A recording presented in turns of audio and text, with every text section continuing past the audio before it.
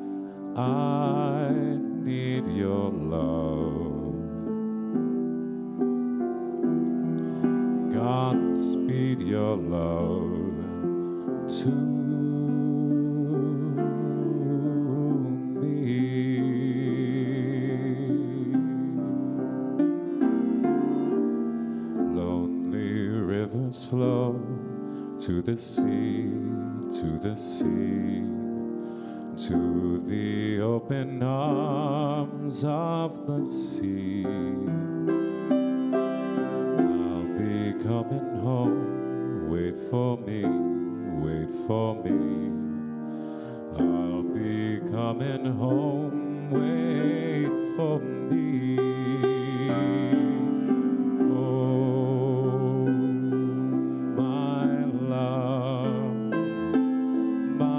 Darling, I've hungered for your touch a long, lonely time.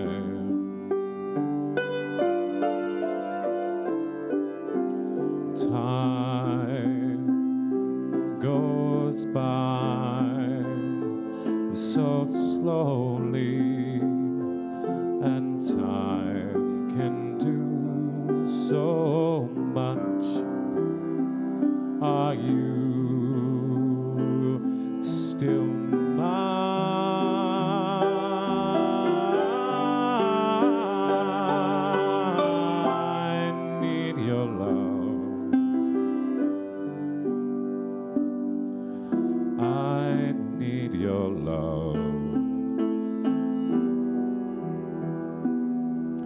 Godspeed your love to me.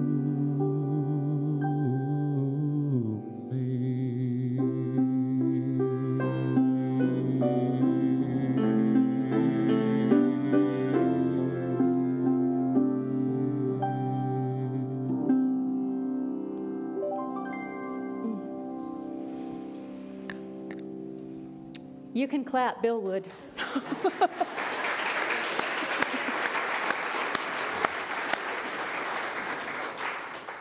He might even stand up and say, "That was the best."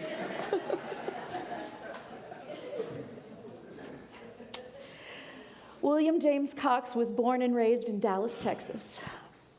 He graduated from Adamson High School in 1960. He attended SMU for 2 years and then served in the U.S. Army active duty for 2 years, active reserve for 2 years, and inactive reserve for 2 years. He spent a few years as a business manager at KYTE Radio in Washington State, and then he came to work with Channel 8 in Dallas in accounting and was promoted to program director there. He married in 1987 and went to Atlanta, Georgia to work for the Ted Turner organization, TBS, known as the Superstation, in 1988. He worked there as a program director and was promoted to senior vice president. After a brief retirement, he was hired by Katz Broadcasting and programmed Bounce TV, Laff TV, and Grit. Katz Broadcasting was bought out by Scripps TV, where he continued programming until July of 2022, when he retired. He loved sports, popular music, and especially movies. He was an amateur songwriter.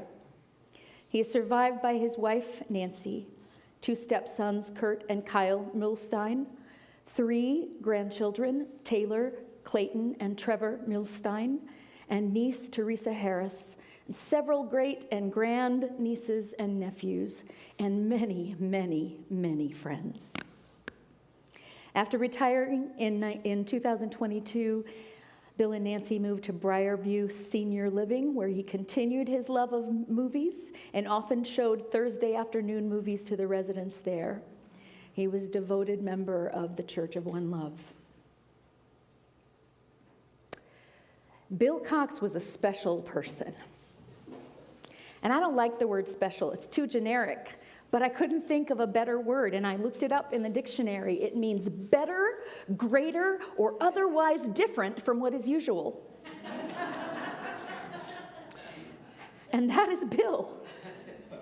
That word is so overused, but it fits him to a T. He was special in his feelings, in how he expressed his feelings. He was special in the way he built connections, in his enthusiasm, in the way he lived his life with joy and gusto and a truly passionate interest in so many things and people. But the most special thing about Bill, and I feel like all of us who knew him would agree, was how he made you feel special and unique and interesting. I can hear his voice. Amazing, extraordinary, beautiful, devastating, stellar, the most, the best. Yeah, his use of superlatives bordered on the comical, except you knew he actually sincerely meant it every time he said it to you. That was his beauty and his charm and his gift to the earth. He truly, open-heartedly loved and enjoyed so many things in life that so many of us tend to take for granted. He didn't take them for granted. He was grateful. And he could and would wax poetic over a song, a movie, a sports team, a specific play and a specific game of a specific sports team, a performance, a book, a quote, a teaching, a plate of food. His enthusiasm knew few bounds. Bill was welcoming, and he, for many years, volunteered as a greeter here at the church. And he loved to sit at the door and greet people as they arrived to church and find out all he could about them. There's a saying on a plaque out front that says, if you see something nice about somebody, say it. Bill took that very much to heart, and he actually looked for things that he could compliment people for. He enjoyed that. He didn't need that direction because that's pretty much how he operated all the time. He was delighted by people, and he was generous in sharing his delight. A man of great curiosity, he was genuinely interested in what people liked and didn't like, where they were from, what their middle name was, what they were reading, what they listened to, what they were watching. He appreciated and celebrated differences, yet he was also always searching for the common ground, similarities of interests, experiences, backgrounds, likes and dislikes. And he was enchanted whenever he found similarities in those likes and dislikes. A bit disenchanted, he couldn't hide his face when he felt like your favorite was not really something that should have been your favorite. When I first met him, we were first getting to know each other, he asked me what my favorite movie was, and I told him, and he went, it was The Princess Bride. His face came back up again when I said, it's a really kind of a tie with The Sound of Music, and he was like, okay, you're all right. But I bought him a copy of The Princess Bride, and I said, you watch this, and then you come and talk to me again. And he did. He did, and he changed his mind. Humbly said, I don't know what I was thinking when I saw it the first time. This is the most enchanting, delightful, wonderful movie. So he and I never agreed on Emma Stone. I think if you're in a musical, you should be able to sing. He didn't agree. But he loved that I also loved Albert Brooks and Alan Rickman. And he would send me Albert Brooks movies, and he bought me Alan Rickman's diary after his passing. Bill was generous, not only with his words, his compliments, and his praise, and his open circle of welcome, but with his gifts of service, of financial support, and other presents. He loved to give people something he thought they might enjoy or need.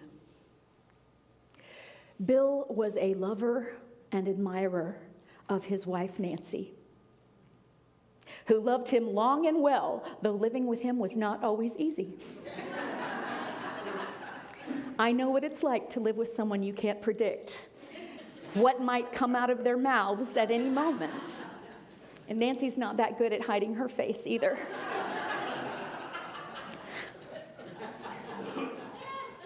But clearly, he adored her and she him. Not to say he didn't argue with her and drive her crazy at times, but his great respect and admiration for her talents, for her smarts, for her spirituality and her wisdom, they were always uppermost when he was speaking of her, and he regarded her not only as the love of his life, but as his great teacher as well. Bill loved to laugh, and laugh he did whenever he could. His delighted smile and propensity for breaking into belly laughs are what stick with me most. In my visits with him, even when he was very, very ill, he would smile and laugh at any slightly amusing thing that would happen, would get a belly laugh. And then Kurt walked in with a chicken hat while Bill was sitting there. I thought he wasn't going to be able to breathe. I thought we were going to have to revive him. He loved to laugh. He loved to laugh. Even just a week or so before his death, he sat in his hospital room receiving guests like a monarch at court. Every person who entered the room, every person, the nurses, the techs, the cleaning people, and of course all his visitors, he knew their names, probably knew their middle names. He called them by name, and he was delighted that they were there. He basked in the love of his family. He was a living testament to the fact that, like Abraham Lincoln said, most folks are about as happy as they make up their minds to be.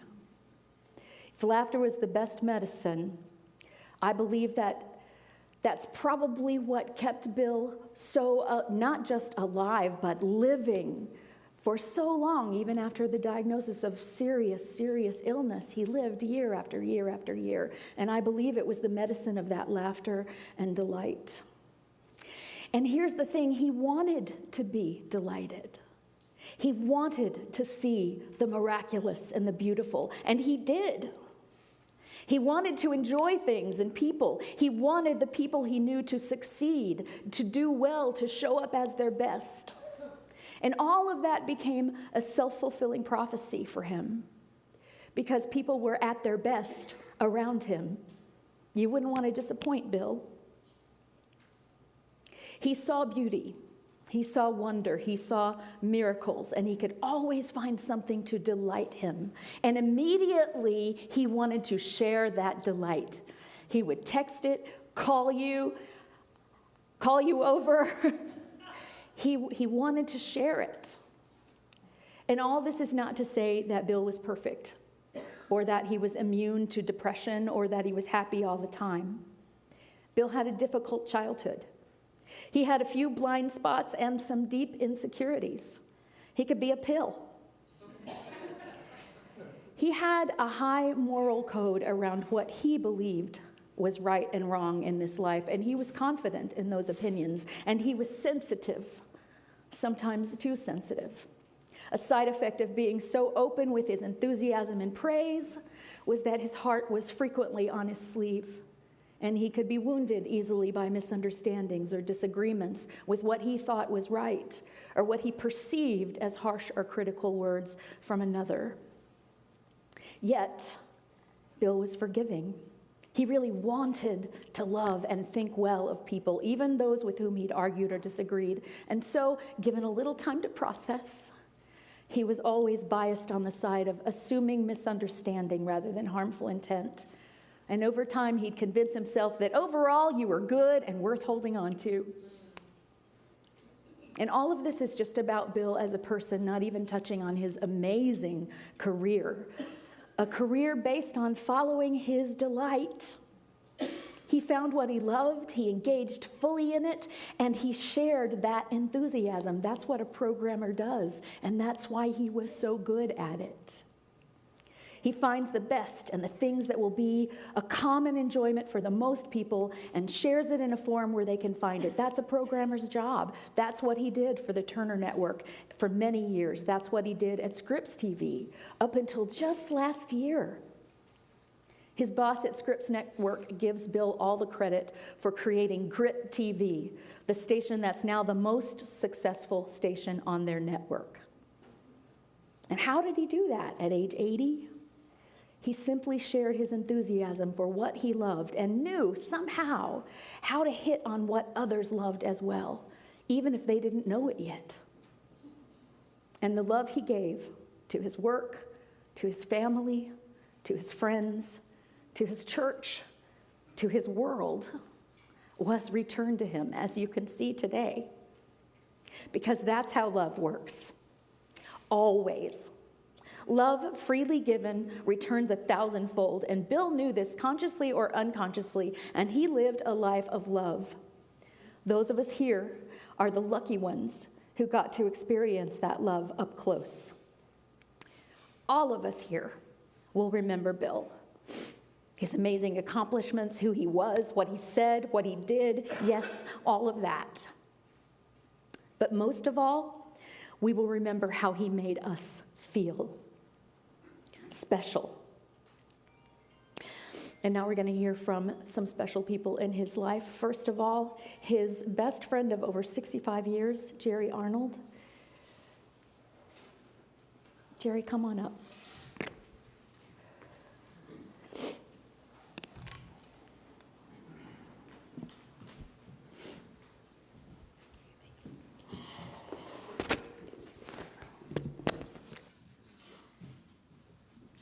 Hello? Yeah, you need to be on the mic.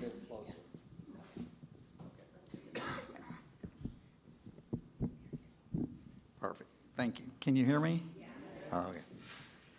Well, as Melinda said, we're here today to honor life well lived, to pay tribute to my dear friend, William James Cox, as most of us knew by Bill. Many of us have our own stories about Bill, And I would just like to share a few of my stories from my heart that I had with Bill. Bill was more than a friend. We were more like brothers. He became part of my family as I did his. Our friendship began 65 years ago when we were wide-eyed teenagers. We met in debate class at Adamson High School in 1958. From adversaries in debate, our friendship transcended decades. Bill was someone who touched hearts, not just by his actions, but also with his demeanor. Kind, loving, compassionate, and friendly, as Melinda pointed out, to say the least. If you talked to Bill for 5 minutes, you were his friend. If you knew Bill, you knew he loved movies. I cannot even estimate how many movies Bill and I saw, and certainly not how many movies Bill saw in his lifetime. Bill could tell you the name of each Academy Award winner for Best Picture, Best Actor, Best Actress, Best Supporting Actor, Best Supporting Actress for each film since the beginning of the Academy Awards. One of our most memorable early escapades with movies was in 1968, about 10 years after we became friends. He called me one day and said, "Jerry, there's a movie we have to go see when it opens." It was Cat Ballou. To this day, it is still my favorite comedy of all time. It starred Jane Fonda as Cat Ballou and Lee Marvin as Kid Shalene. And actually, Lee Marvin won his only Best Actor Academy Award for his role in Cat Ballou. I agreed to go, as I had done many times before. It was showing at the Vogue Theater on Jefferson. We arrived a little early, as Bill liked to do, and of course we headed first to the concession stand for popcorn and Coke. We sat down kind of in the middle of the theater. It wasn't very crowded, but a couple sat right in front of us. Fortunately, the seats were a little off-center, so that the seat was not right in front of you, but kind of toward the middle of the seats between us. And we could still see the screen, so we didn't move. Well, the movie was a story about how Cat Ballou tried to save her father's ranch from being taken by the railroad. In order to do so, Cat hired a gunslinger named Kid Shalene, played by Lee Marvin, to help fight the railroad men. What she didn't know at the time was that Kid Shalene was a drunkard, and his horse drank too.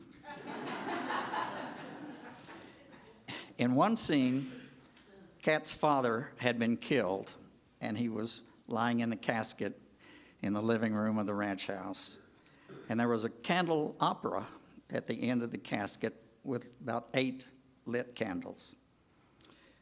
Lee Marvin comes stumbling in a drunken stupor and is standing at the end of the casket by the candelabra. And Cat says to him, "Don't you see what's going on?" And Kid looks at the candelabra and starts singing, "Happy birthday to you, happy birthday to you." Well, at that time, I had just taken a big drink of Coke. And I couldn't help but laughing and spraying the Coke all over the back and hair of the lady sitting between us. Well, her rather large boyfriend stood up and turned around and looked at Bill and me kind of angrily. And I turned to Bill and I said, "Bill, apologize to the lady."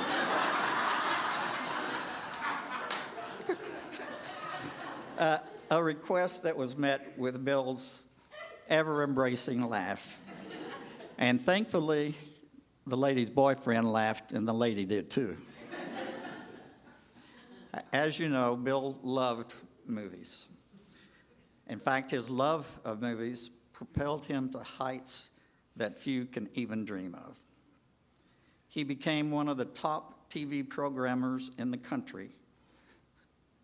He worked for WFAA, as Melinda said, in the accounting department first, but then was promoted to the programming department.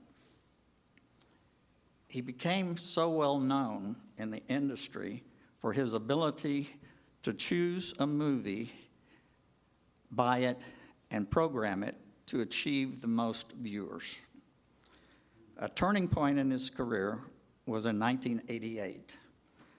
I vividly remember when he called me to tell me that Ted Turner had called him and asked him to come to work for TBS. Cable at that time was just starting, and no one really knew how it would do. And Bill had been married to Nancy less than a month, and he was concerned about asking Nancy to move to Atlanta. Knowing Bill's passion and capability, and knowing how whatever Ted Turner had touched before TBS had turned to gold, I urged him without a doubt that he should take the position. Well, Bill's initial reaction was, there's not enough money in this world to make me move from Dallas to Atlanta. But Nancy bought him a suit to go for his interview, and he went for an interview in January of 1988, and in February of 1988, he started working for TBS. Watching Bill climb the success ladder at TBS to become one of only 2 senior vice presidents was a joy unmatched. Every time you watch TBS, you witness Bill's hard work and contribution to bringing a plethora of programming to our televisions. The success he achieved is living proof of his hard work, talent, and above all, his love for his craft. Most men would have been happy to have such a career and be satisfied after they retired. Bill retired from TBS in 2005 at the age of 63. He had a non-compete clause in his retirement agreement, so he could not advise any other TV company until it expired. And not long after it expired, Bill received another call from a friend with whom he worked at TBS. His friend, with some financial backers, had started a new TV company called Katz Broadcasting, which later was purchased by the Scripps company. That company showed shows only that you could see with an antenna in your house. One of the shows was devoted to comedy, one was for women, one showed African American shows. Bill became an advisor to the company, and of course its viewership grew by leaps and bounds.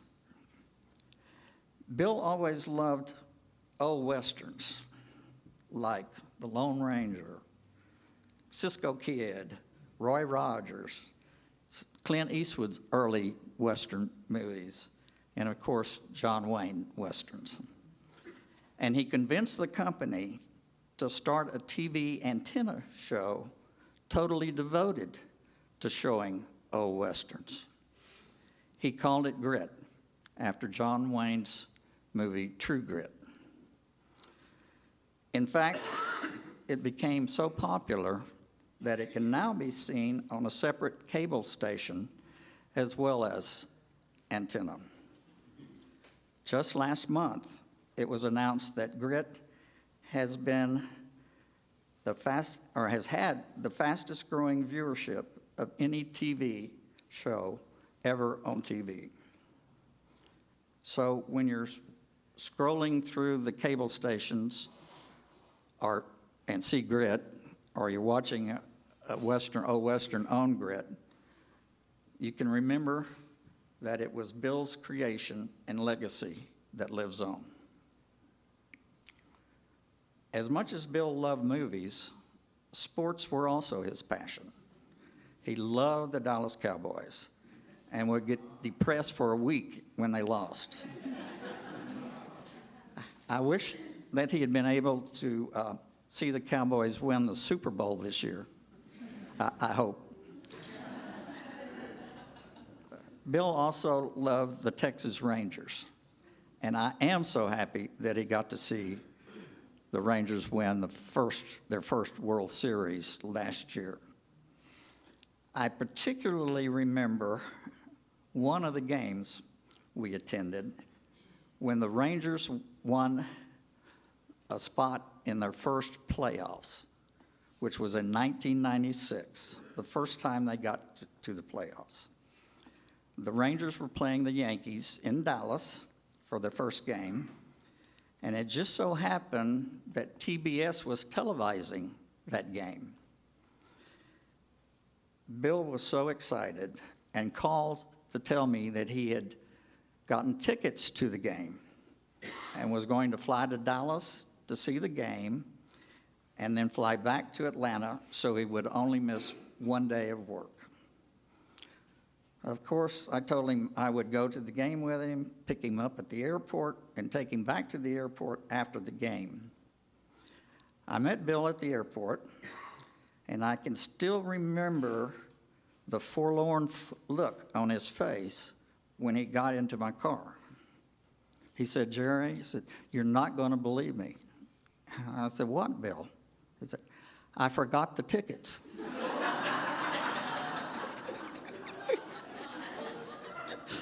He was so sure that we were not going to be able to go and see the game.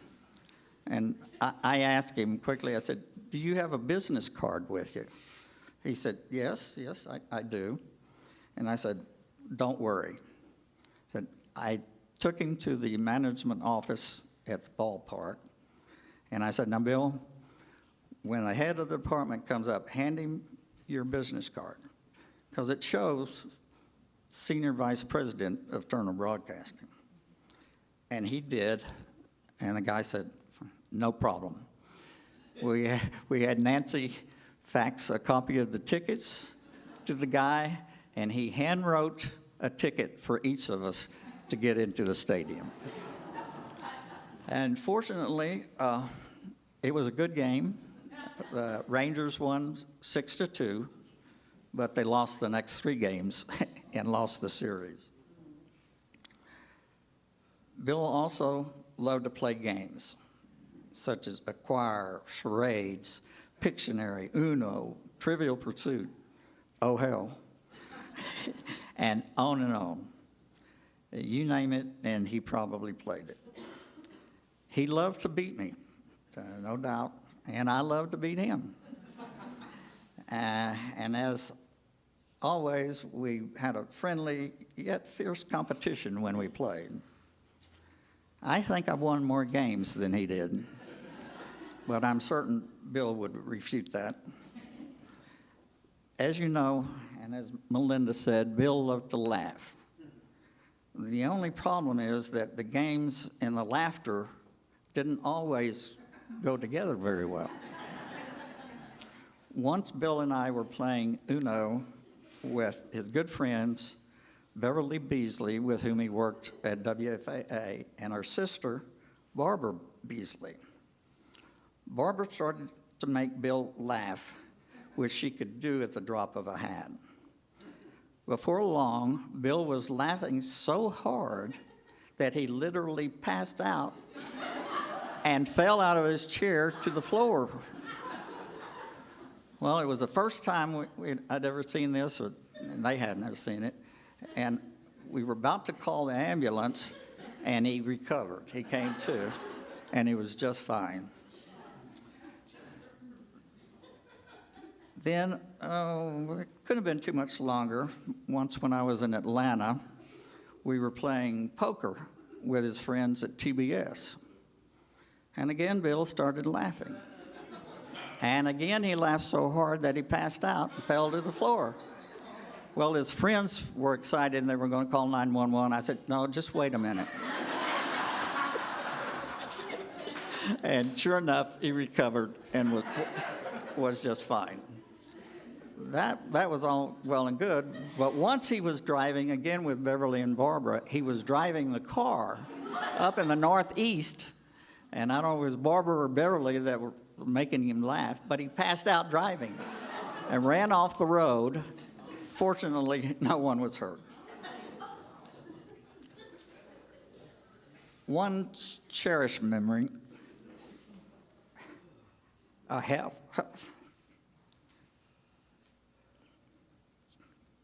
was when Bill called me and asked me to be the best man at his wedding to Nancy. That was the most important step that Bill ever took in his life. Without hesitation, I immediately said yes, because I knew that Nancy was the best thing that could happen to Bill. Nancy was a pure ray of divine light in Bill's life. As steadfast as Gibraltar, she loved and took care of Bill in amazing ways that only she could. Nancy, his beacon of love and care, he loved you with all his heart.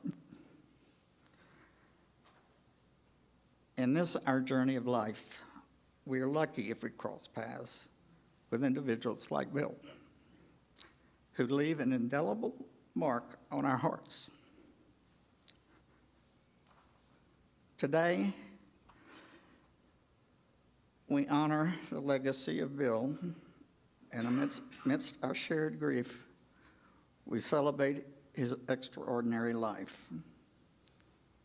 So here is to you, my friend, brother, loving husband, pioneer, movie lover, sports enthusiast, lover of games, and most of all, a compassionate human being. You will remain immortal in our hearts. And you better save me seats at Heaven's movie theater and game table.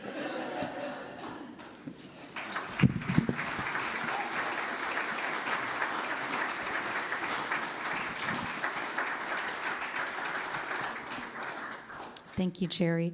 I'd like to invite Bill's niece, Teresa Harris, to say a few words.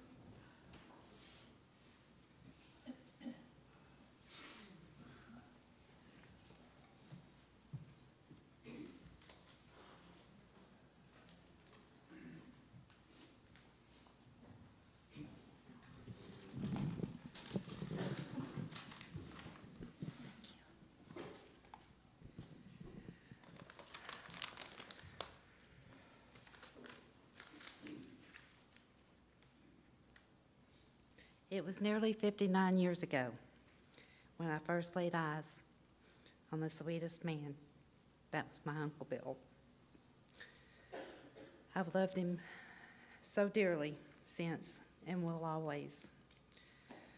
When I was little, I thought that the number 7 was the biggest number there was. And I told my Uncle Bill that I loved him 7, and this continued throughout my whole life.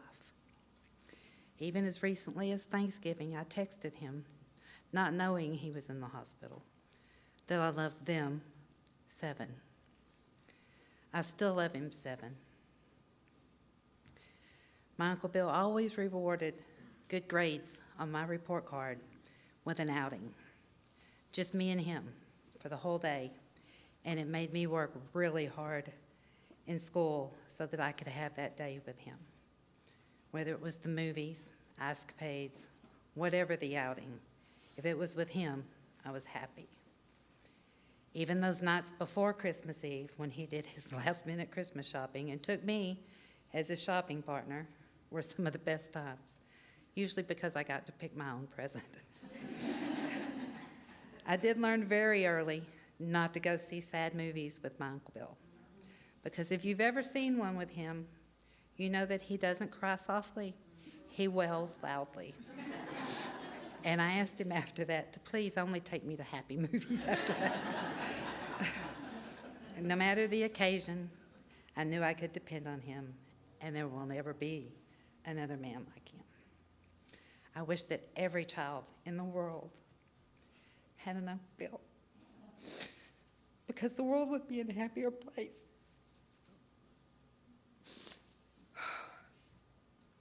A funny story he told me the last time we spoke. My Uncle Bill was drafted when he was 22 years old. They placed him in the motor pool of the Army. My Uncle Bill did not know how to drive, but they assured him that he would learn. He took classes and was so proud when he passed and got his license that on his way back to the barracks or the motor pool to turn in his Jeep, he stopped at the library to pick up a book to read that night.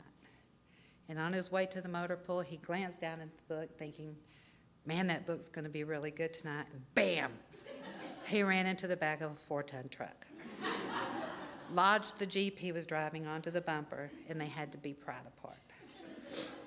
His first visit home, he relayed this story to my mother and father. And my dad asked him, well, Bill, did they take away your driver's license? And without missing a beat, my mother said, no, but they took away his library card.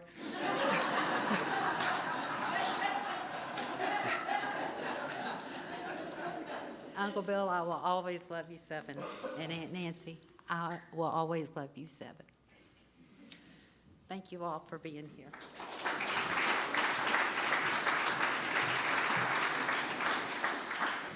And now Penny Murray.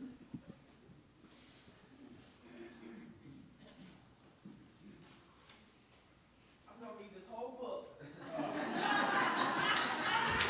This whole book is about Bill. I'm Dr. Penny Murray. Bill always enjoyed introducing me to people and saying, this is Dr. Penny Murray, and he would move his hand like that. So,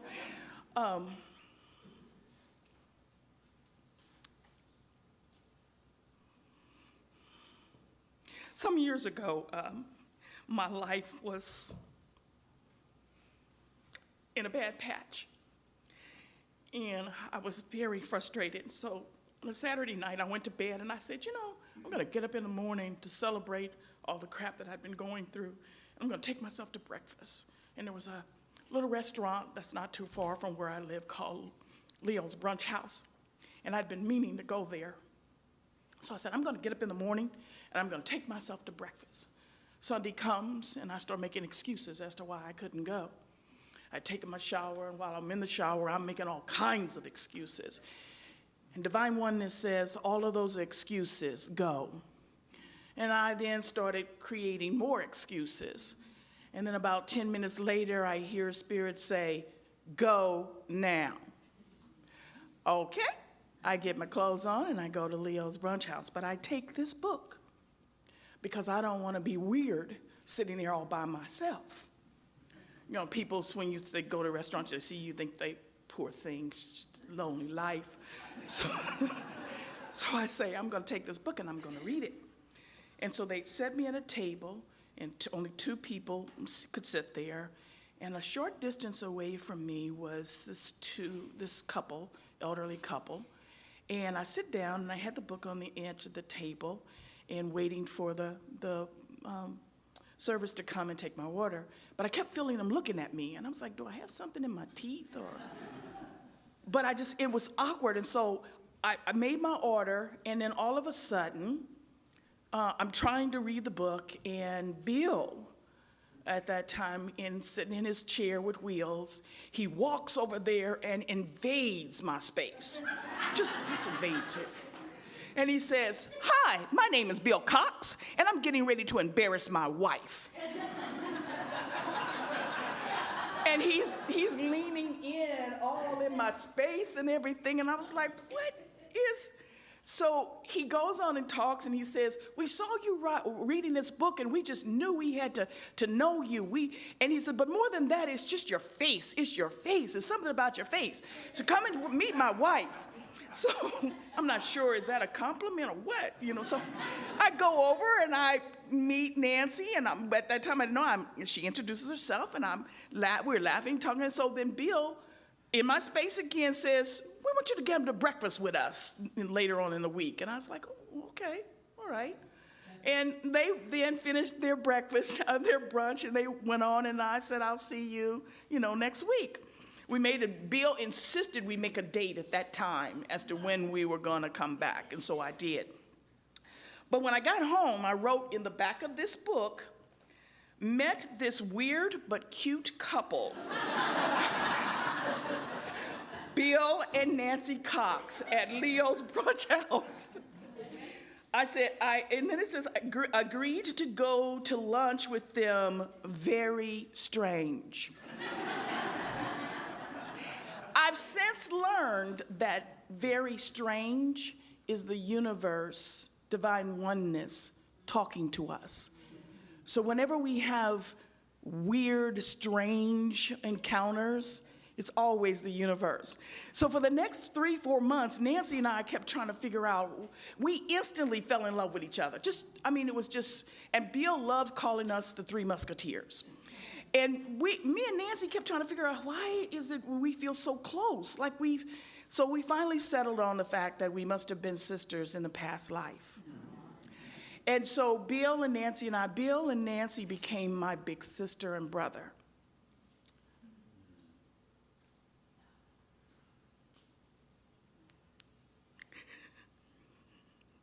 He was the big brother I always wanted.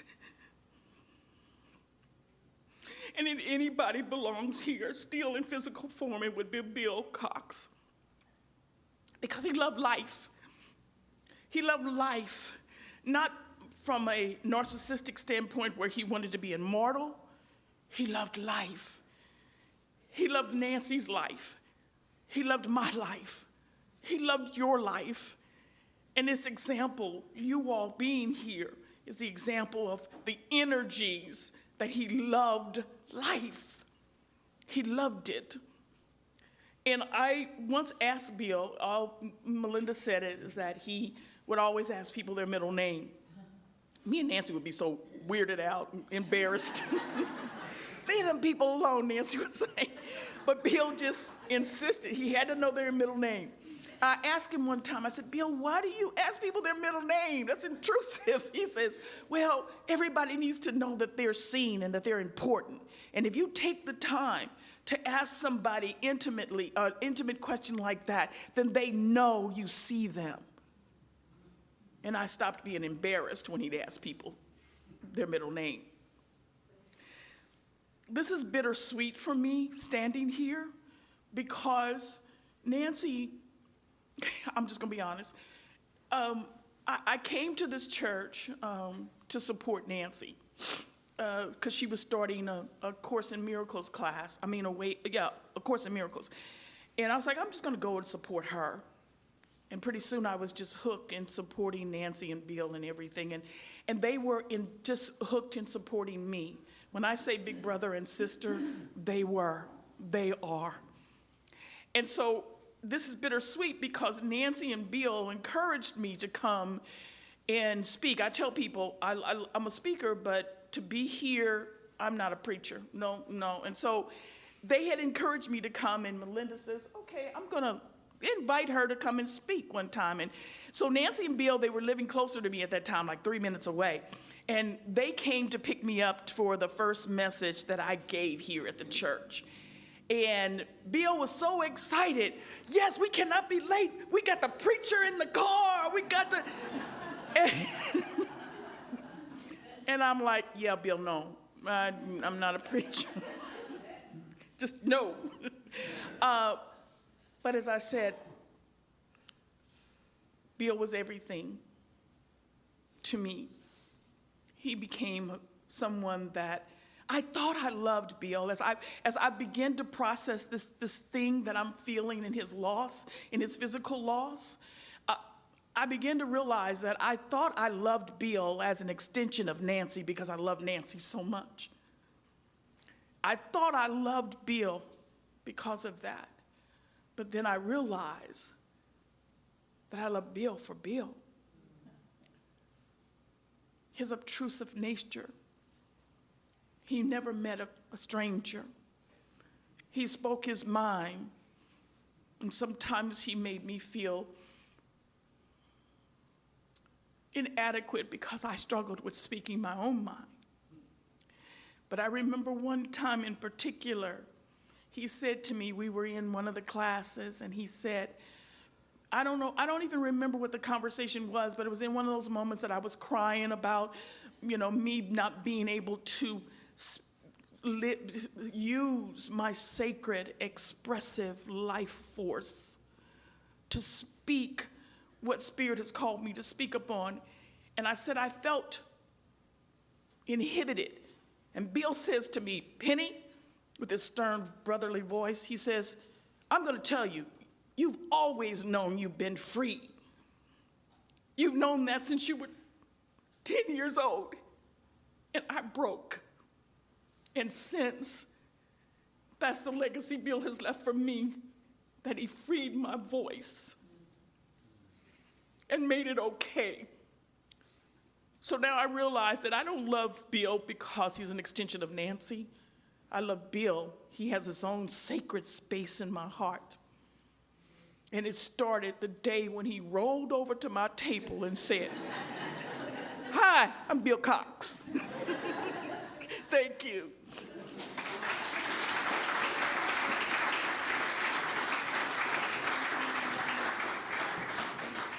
So I know that everyone has a Bill story, and so that we're not held hostage in here for hours longer, I put a microphone in the social hall, so when we meet afterward for socializing and to get some food, anyone else who wants to share a story of what Bill meant to them can certainly do that as well. I'm going to invite his beloved granddaughter, Taylor, up now to read the reading that Bill asked for.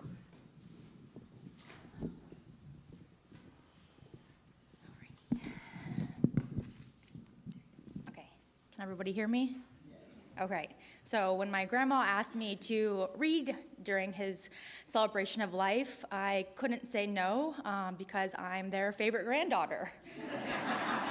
Now, I am the only granddaughter, so I don't know how that makes it, but I'm going to read an excerpt from A Course in Miracles, Lesson 109. I rest in God. This thought will bring to you the rest and quiet, peace. Peace and stillness, and to the safety and the happiness you seek. I rest in God. This thought has power to wake the sleeping truth in you, whose vision sees beyond appearances to that same truth in everyone and everything there is. Here is the end of suffering for all the world and everyone who ever came and yet will come. Here is the thought in which the Son of God is born again to recognize himself. I rest in God, completely undismayed. This thought will carry you through storms and strife, past misery and pain, past loss and death, and onward to the certainty of God. There is no suffering it cannot heal. There is no problem that it cannot solve. This is the day of peace. You rest in God, and while the world is torn by the winds of hate, your rest remains completely undisturbed. Yours is the rest of truth.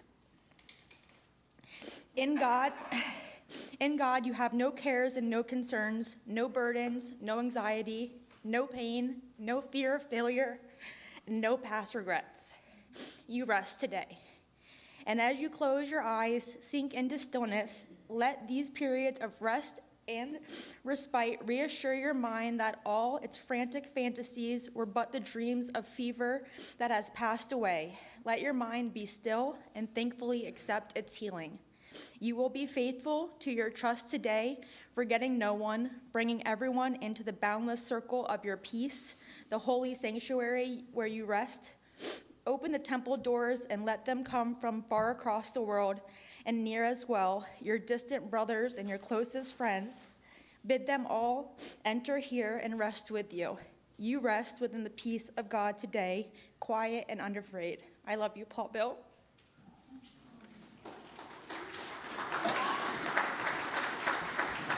Thank you, Taylor.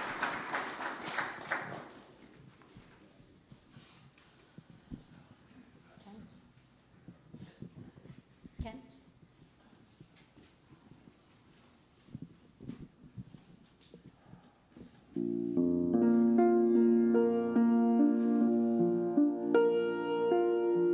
Sitting alone on a hillside, confused about what to do. My choices were all complicated. It was time to think things through. I spotted a striped caterpillar stretching her face to the sky and dragging her cumbersome body an inch at a time. I was feeling the pain of slow progress when a friend of hers fluttered by. When I leaned close, the caterpillar spoke with a voice as soft as a sigh. And she said, "Butterfly, please tell me again I'm gonna be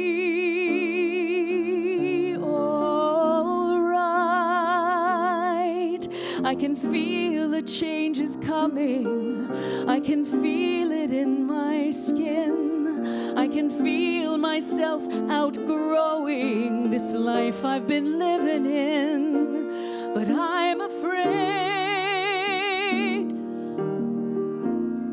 of change.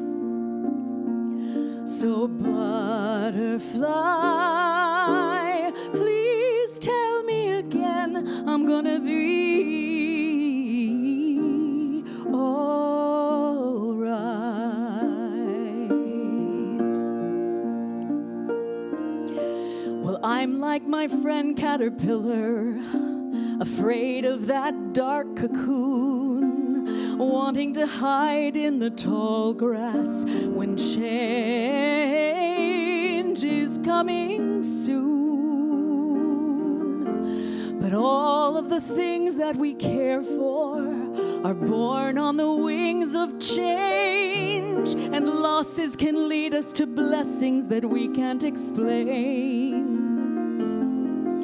So butterflies remind us there's magic in every life,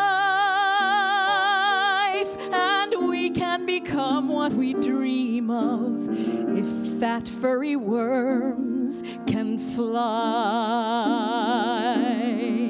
So butterfly, please tell me again I'm gonna be all right. I can feel a change is coming. I can feel it in my skin. I can feel myself outgrowing this life I've been living in. And I'm afraid of change. So butterfly, please tell me again I'm gonna be all right. And on the day of my last breath, I expect to see angels like butterflies over my head.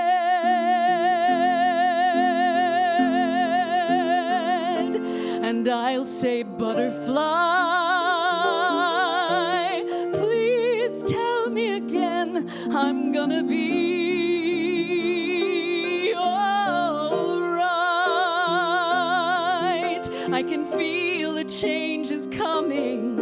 I can feel it in my skin. I can feel myself outgrowing this life I've been living in.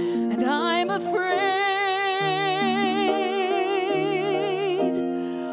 of change. So butterfly,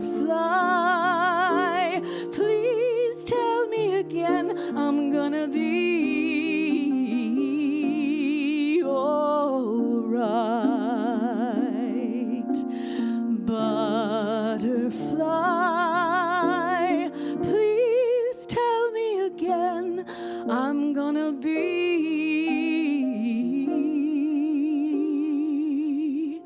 all right.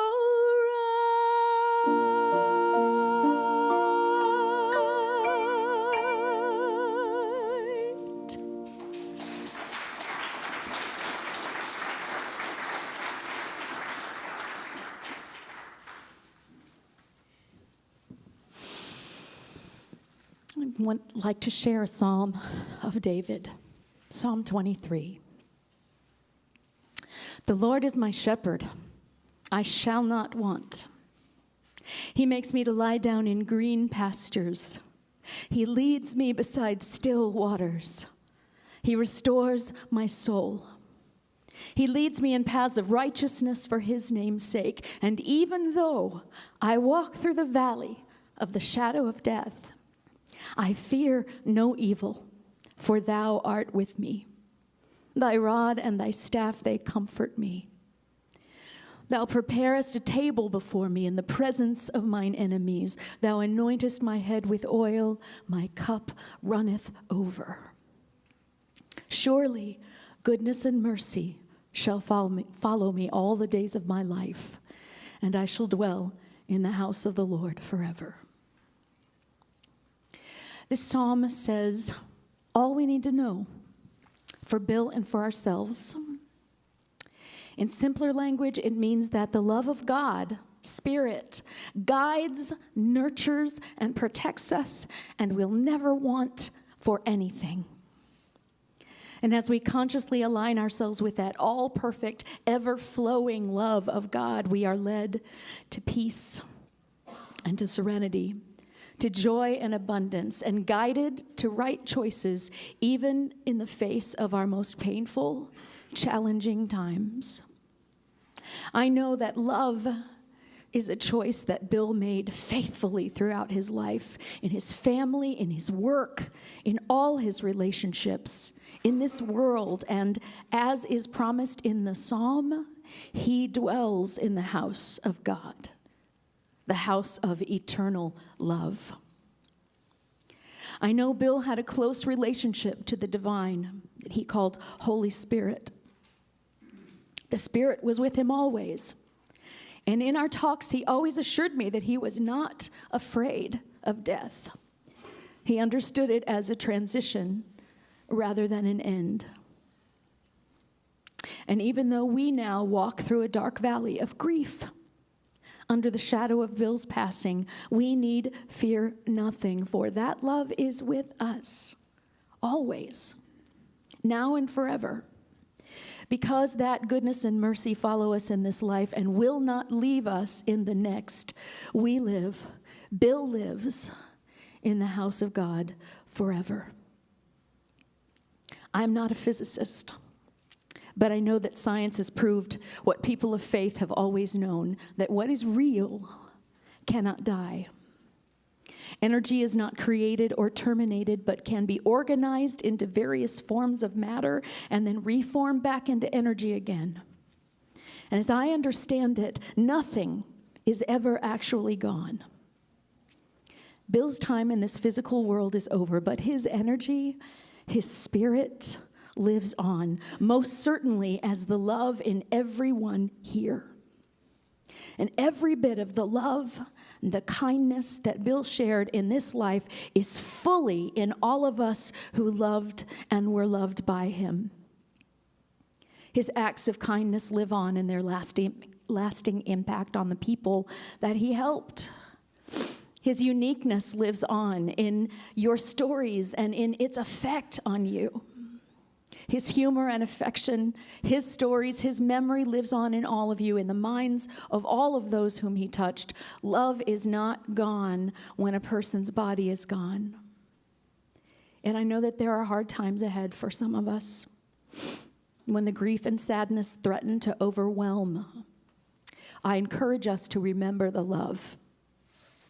Nurture it within yourself. Bank on it, draw from it, and spend it on the ones you love. Remember it. Focus on the love he demonstrated, and remember that love does not die.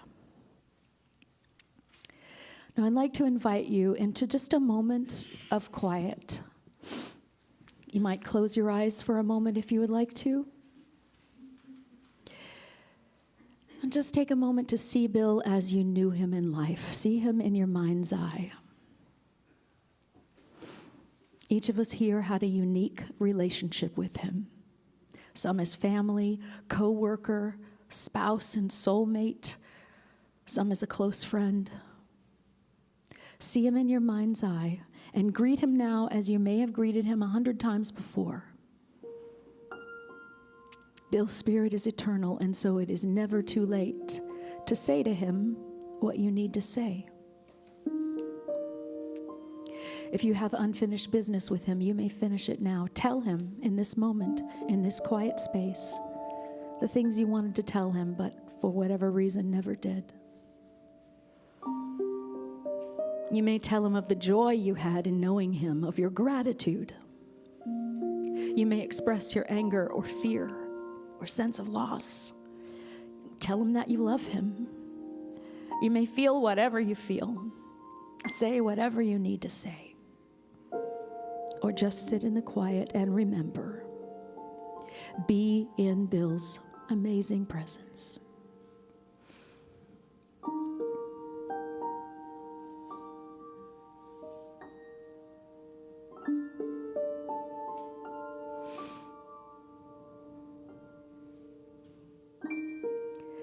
And in this quiet space, you might want to ask Bill if he has a message for you. And in the silence, listen with your heart.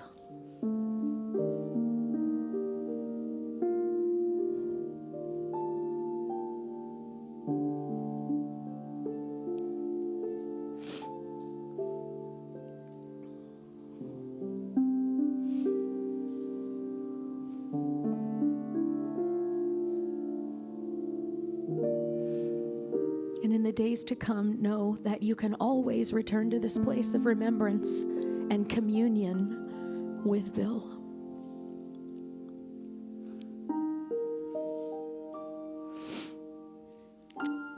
And before we leave today, we're going to hear from Bill.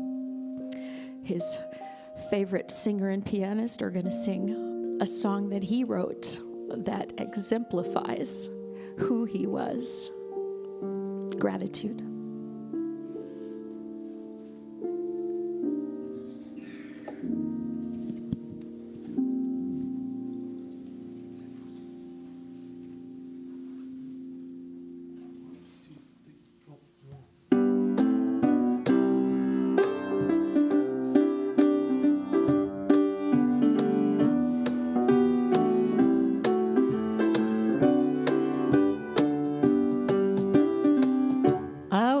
In Texas, moved around to a dozen towns, but they all ran together. And peace of mind I never found till we changed our current address to the one we like the best. Are we happy here? Oh me, oh my, oh yes. We're living in gratitude, gratitude, it's a town of forgiveness. We're living in gratitude, gratitude in the county of unconditional love. Judge not yourself or another, and this is where you'll want to stay. Living in gratitude, gratitude, USA. Spent some time in Georgia, where the dogwoods blossom like lace. Lived a while in Ohio, with snow and ice all over the place. but I never knew how good it could be for a one-time doubter like me to live in a world where we can all be free. We're living in gratitude, gratitude, it's a bounty of blessings. We're living in gratitude, gratitude in the county of unconditional love. We don't have money or fame, but we're thankful just the same. Living in gratitude, gratitude, USA.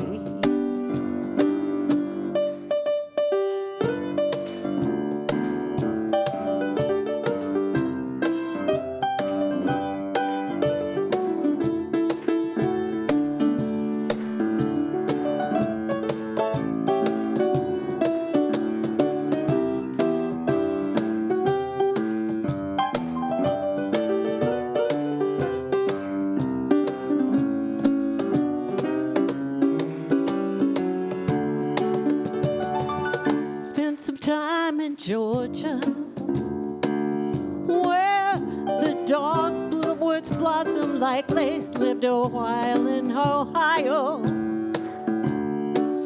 with snow and ice all over the place, but I never knew how good it could be for a one-time doubter like me to live in a world we can all be free. Everybody, we're living in gratitude, gratitude, it's a bounty of blessings. We're living in gratitude, gratitude in the county of unconditional love. We don't have money or fame, but we're thankful just the same. Living in gratitude, gratitude, USA. We're living in gratitude, gratitude, it's a town of forgiveness. We're living in gratitude, gratitude in the county of unconditional love. Judge not yourself or another, and this is where you'll want to stay. Living in gratitude, gratitude every day.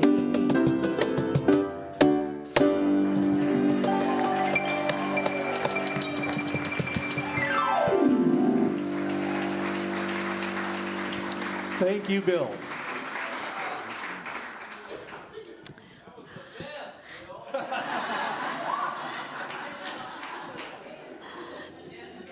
Let's pray. Thank you, God, for the gift of having known Bill. Thank you for the love we were privileged to give and to receive. Thank you for the time that we had with him. We ask that you help us grieve him honestly and yet also to find full comfort in the joys, the laughter, the smiles, and encouragement we receive from him in life, and know that they are ours after. Help us to remember in the days to come, Bill's love for us and from us is a real and permanent part of us. It cannot die, but lives on.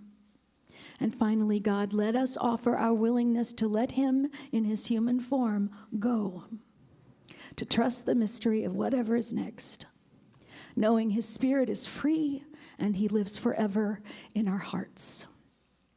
And now a blessing as we go. The Lord bless you and keep you. The Lord make his face to shine upon you and be gracious unto you. The Lord lift his countenance upon you and give you peace, and give you peace.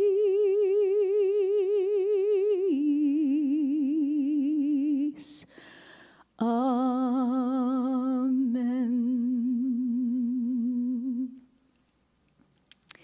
please join us after the service right through these doors in the social hall where food has been prepared and where we get to talk some more about Bill.